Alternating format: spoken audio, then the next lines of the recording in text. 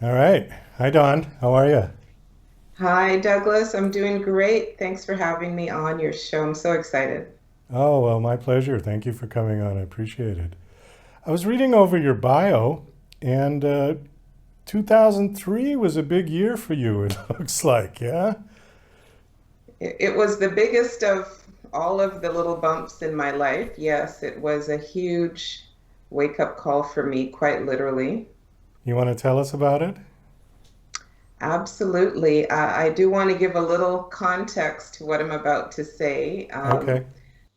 I had lived my life very much like most of us live our lives. You go to school, you finish, meet somebody, you start a family.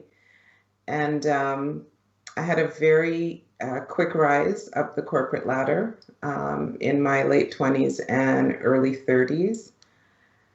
And I got to this point in my life where I just felt this is it. I've done everything I had planned to do.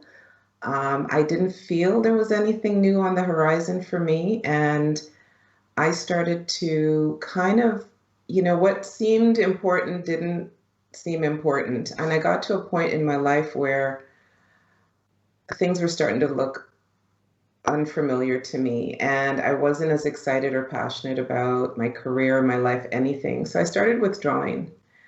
And that episode started December, Christmas Day 2002 to be exact. And I remember that day vividly because that was the day I lost my appetite. And for the first time in my life, I wasn't hungry. I didn't want food. There was nothing going on in my life other than I felt very withdrawn. And so I had a 3 month episode, Douglas, leading up to March of 2003, where I did not want to be here. I did not want anything. I wasn't interested in anything. And the night that my life turned upside down was the night that my heart stopped beating. Wow. I had some very interesting sensations up and down my spine, and that was the night that I realized and I witnessed the ability to leave my physical being. And um, I realized what it was to be conscious without having to be in this physical form. And it was mind blowing to say the least. I was a very 3D girl, very formal career, business, and all of a sudden I'm having this experience where I'm no longer in my body, and yet I'm conscious of exactly where I am and where I'm going and what's happening. So it was a huge mind-blowing event. I thought it was a one-time thing, but it actually was not. It was the beginning of a series of spiritual events that would continue for almost 2 years. Let me ask you something about that because I've had a couple of other people on who had similar stories that you have, and I also interviewed a while back John Edward. I don't know if you know who he is, but he Yeah, I did know. that show called Crossing Over where he alleges that he can communicate with people who have died and relatives of family and things like that. Um, how do you discern between an out of the body experience and just a vivid dream? Because I've had dreams that have been so real that I remembered every little detail, but then when I woke up, it was all gone.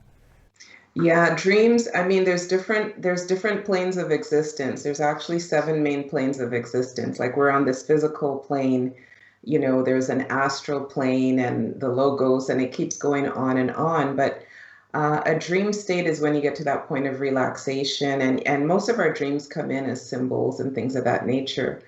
An out of body experience usually happens with a very abrupt shock or a trauma.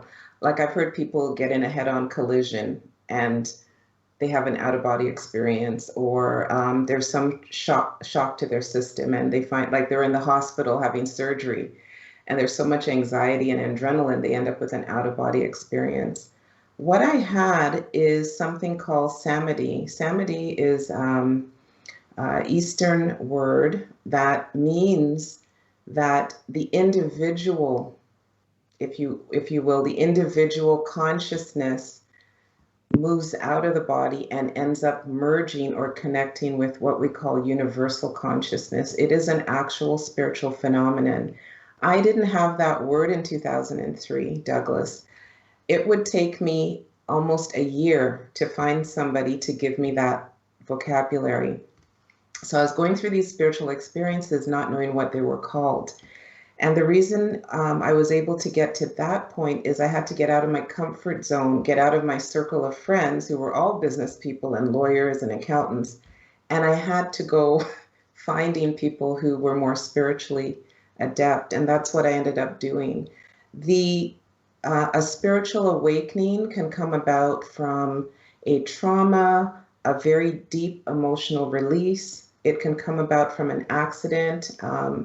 And an awakening is a little different than an out of body experience. Many people have out of body and they, see a tunnel of light and loved ones around them. And this has been documented for decades. There's a number of organizations that study out of body experiences. A spiritual awakening is when you cease to exist as an individual spiritual being and you merge. You merge with the greater all that there is. And so, in my experience, I connected to every living person, every living thing on this planet. There was no separation between, the particles that may have been left of me and everything else. It was just one huge, endless connection. And that experience opened me up. I had no idea we could be so connected. So that's the difference between an out-of-body experience and what I call a spiritual awakening, where you have this connection to universal consciousness. And once you have this experience, there's no going back. It opens you up. And when I say that, just to give you some context, we all have our five senses when we're born, but we have other abilities. We have innate abilities. And so when you have an opening, a spiritual awakening to that magnitude, a lot of innate abilities, capabilities that you never even paid attention to start to come up. For me, my sense of hearing changed. I got super sensitive to energy. I could feel when people were in pain. I could feel people's stress. I could feel their emotions. I just had to walk into a room and it was very uncomfortable. So, Douglas, I have to tell you, the first 2 years after my awakening, I was basically a hermit. I avoided Yeah. crowds because I still felt connected and I had no way of understanding how to separate from others in terms of the energy I was feeling and the emotions I was feeling. So I kind of kept to myself for the first 2 years.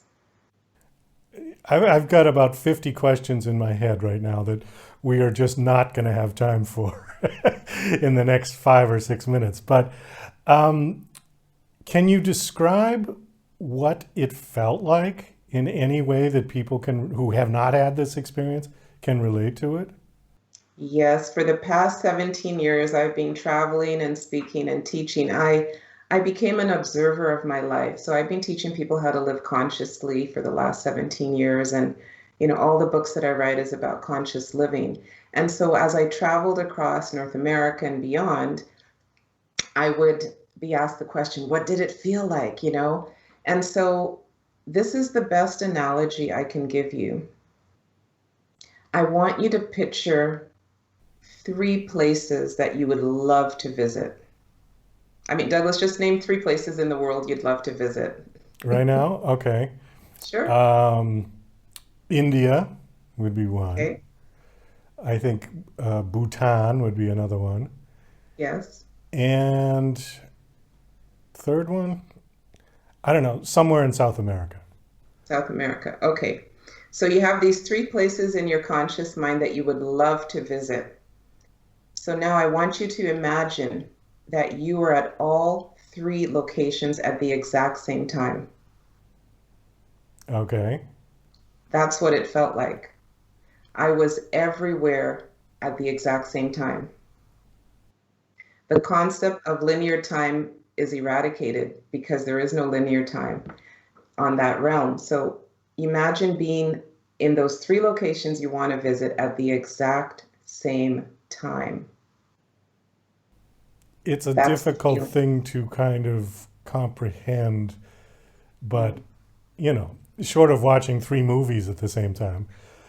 Uh, Yeah, and so yeah, so for me, it really it wasn't a cakewalk coming back, because when I came back, I felt the weight of the world. I felt the pain of the world. I felt other people's despair and anxiety and stress. It was very, very challenging being that empathic. That was one of the gifts I got back. And so it took me a while. I did a lot of soul searching. And over the first 2 years, I had a lot of spiritual experiences. Some of the terminology that my book unveiled really demystifies spiritual phenomenon. I share with the reader not just what I've been through from childhood, teenage, and adulthood. I define what these things are. So I talk about Kundalini, which is a specific energy that can be released in your body, and what it means to have this experience, and what it meant for me to have this experience. So I not only share my life story, I'm sharing the ways in which these things unfold for other people. So it's not going to be foreign to us. I also talk about the Samedi experience. I talk about empathic abilities, different empathic abilities. We have many senses that get heightened when we open up. Some people, their hearing changes, their sense of smell, the intuition, visioning. They're able to see beyond the physical world. So all of these are gifts and abilities that I believe are dormant in most of us unless there are experiences that we have to open us up. And so I really share my personal life from birth to today, sharing with the reader how these spiritual phenomena and physical phenomena can unfold in your life, how it changed me and how it opened me up to seeing the world in a much different vantage point than I could have imagined before 2003. you've got three books out now, is that correct? I have a trilogy called a Raise the Vibration trilogy. I wrote the first book. The first book is all about how I changed as a person when I came back to life. And that's called Raise Your Vibration, Transform Your Life. Anybody who wants to understand how to raise their consciousness, the energy within them, vibrational frequency, anyone looking to really create a roadmap in their life to make better choices, that's what that first book is about. And then a few years later, I'm looking at the global situation, and I wrote a book called How to Raise the Vibration Around You. Because what I've come to learn, Douglas, and I'm sure you'll agree, we are bombarded with what I call unsafe environmental substances, toxins, even lighting. We've got safe and unsafe lighting, air Sure. quality, Yeah. all of these things. So I wrote the second book, Raise the Vibration Around You, to give people over 500 ways to create a safe, clean, comfortable, high vibration home. And it's very easy to do. Everything I teach is natural. And the third book, Raise the Vibration Between Us, this is all about our relationships. And no matter where you are in the world, no matter what your situation, everybody on this planet has a relationship, even if it's just with yourself. So, Raise the Vibration Between Us is about looking at your relationship with you and others, how to alleviate tension, clear karma, how to forgive. I share 4 techniques on forgiveness that I personally have been using. And karma is real, so I break it down in a way that people can understand. I volunteered for 5 years with the Sexual Assault Center, and this is where, as an individual, I grew spiritually. And from my working with these people, I got to realize that there are parts of us that are untouchable. We're a diamond in the rough. And so understanding how we can get to that core of our essential self and start to recognize our abilities and capabilities. And it's a gift to be here. How are we expressing our gift? And so a lot of my writing teaches people how to get to that place of not just higher consciousness, but doing things that is going to give them more joy and find more peace in your life. You don't have to accept the status quo. So that's what the trilogy is all about. Oh, well, that sounds great. We do have to wrap this up, unfortunately. I know we could have gone on for about 2 hours because I've got So many questions for you, and I'm thoroughly enjoying this interview. Do you have a website that you can give out so people can check you out, check out your books? Yes, for those of you interested in spiritual phenomena, spiritual awakening, my new autobiography called Unveiled. It's available at dawnjamesunveiled.com. If you'd like general information about me, it's dawnjames.ca. And anybody looking to live consciously, just go to dawnjames.ca. All of my books are there in several languages. Oh, that's super. Dawn, thanks so much for coming on the show. This was Thanks for having enlightening. me.